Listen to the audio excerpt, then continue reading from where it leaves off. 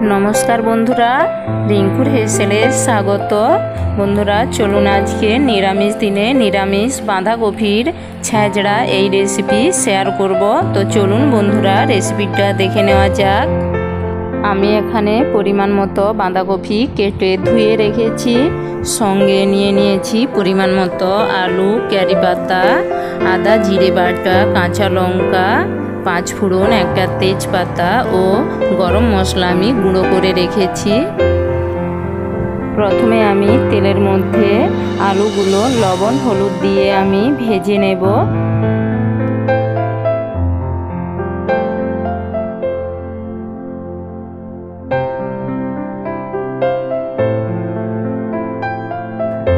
आलू भेजे तुले नेওয়ার पर ওই কড়াইয়ের মধ্যে আমি বাঁধাকপি হালকা লবণ দিয়ে ভাপিয়ে নেব।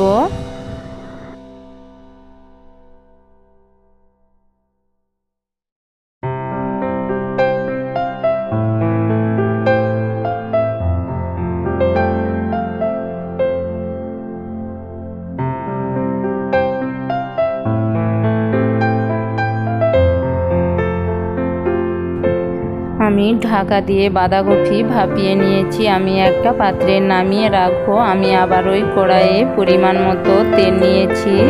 গরম তেলে আমি সামান্য পরিমাণ 5 ফোড়ন, একটা তেজপাতা, কারি পাতা, 2টো কাঁচা লঙ্কা ও আদা জিরে বাটা দিয়ে দেব।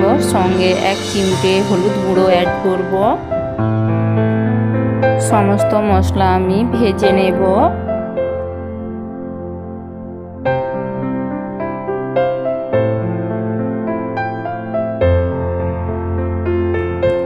এবার আমি এর মধ্যে পরিমাণ মতো হলুদ গুঁড়ো ও লঙ্কা গুঁড়ো অ্যাড করব।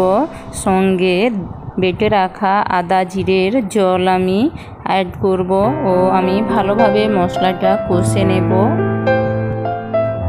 মশলাটা আমি ভালোভাবে কষে নিয়েছি। এবার আমি এর মধ্যে ভেজে রাখা আলু ও ভাপিয়ে রাখা বাঁধাকপি অ্যাড করব। সঙ্গে পরিমাণ মতো লবণ দিয়ে আমি ভালোভাবে বাঁধাকপি আলুর সাথে নাড়াচাড়া করে মিশিয়ে নেব।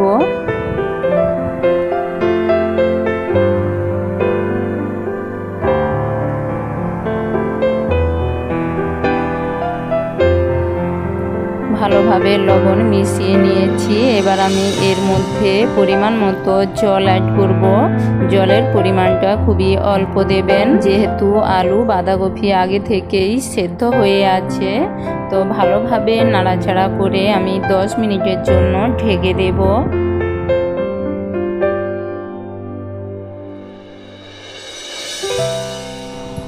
10 মিনিট পর ঢাকা সরিয়ে নিয়েছি। আলু বাঁধাকপি আমার খুব ভালোভাবে সেদ্ধ হয়ে গিয়েছে। হালকা নাড়াচাড়া করে আমি সামান্য পরিমাণ চিনি অ্যাড করব।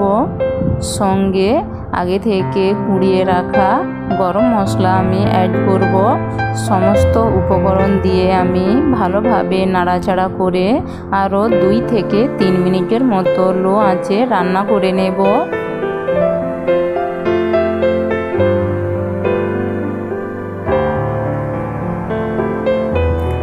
আমি একটা কাঁটা নিয়ে হালকাভাবে আলু বাঁধাকপিটা একটু থেতলে নেব।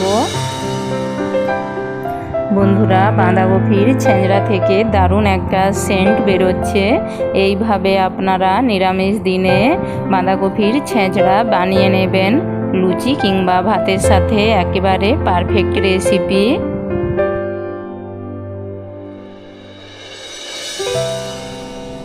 আমি একটা পাত্রে ঢেলে আপনাদের দেখাচ্ছি। আমার বাঁধাকপির ছ্যাঁচড়া রেডি হয়ে গিয়েছে।